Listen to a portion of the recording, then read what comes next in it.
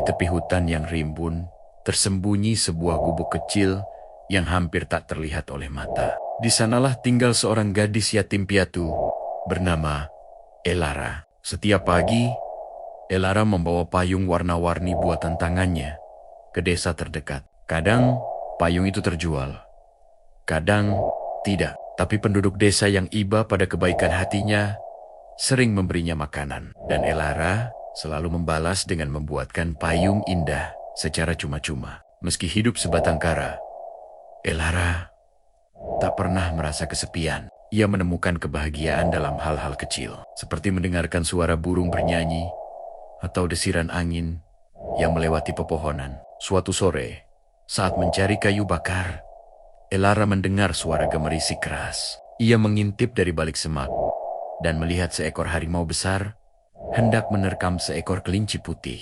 Tanpa berpikir panjang, Elara melemparkan sebatang kayu ke arah harimau. Kayu itu melesat cepat dan mengenai tanah di dekat kaki harimau. Si harimau terkejut dan ketakutan melarikan diri ke dalam hutan. Elara segera berlari mendekati kelinci itu. Di kaki kelinci menancap sebuah anak panah kecil berwarna ungu yang berkilau aneh.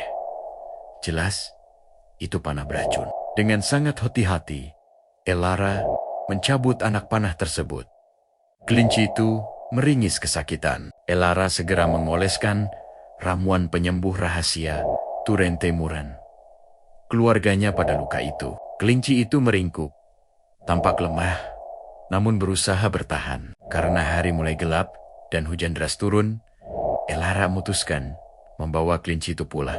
Namun saat menyeberangi sungai yang meluap, kakinya terpeleset dan kelinci kecil itu terlepas dari pelukannya. Arus deras menyeret kelinci ke tengah sungai. Dalam keputusasaan, Elara melemparkan payung terakhir yang ia miliki. Ajaibnya, kelinci itu berhasil menaiki payung dan terbawa arus hingga lenyap dari pandangan. Air mata Elara bercampur dengan air hujan. Ia pulang ke gubuknya dengan hati hancur, berharap kelinci kecil itu selamat. Yang tidak ia tahu, kelinci itu bukanlah hewan biasa. Di negeri jauh bernama Aureliat, yang langitnya berwarna ungu keemasan saat senja, Pangeran William dilaporkan telah menghilang sejak berburu di hutan. Dalam sebuah perburuan, penyihir jahat bernama Morfana telah menipunya, memanah kakinya dengan anak panah beracun yang diberi sihir, sehingga sang pangeran menjadi seekor kelinci putih.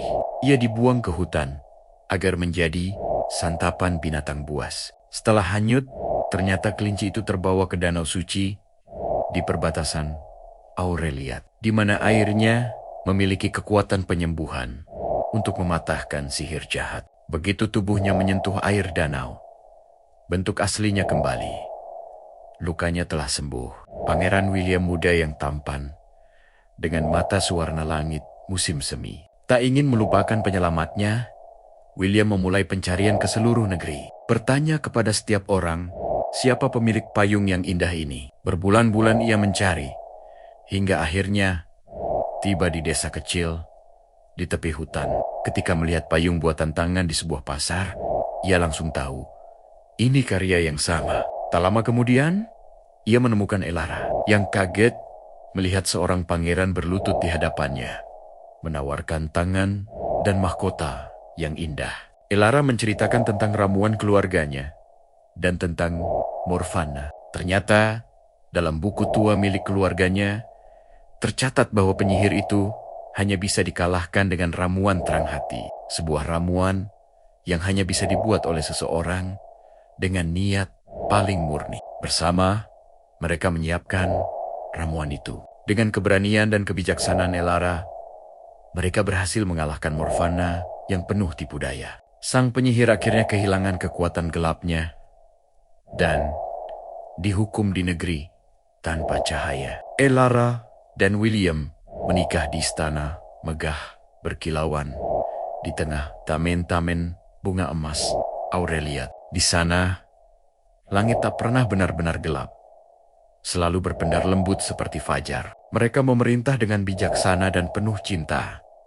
Dan setiap musim semi, payung warna-warni akan menghiasi seisi kerajaan itu. Sebagai kenangan abadi atas keberanian seorang gadis yang menyelamatkan pangeran dengan sebuah payung yang indah.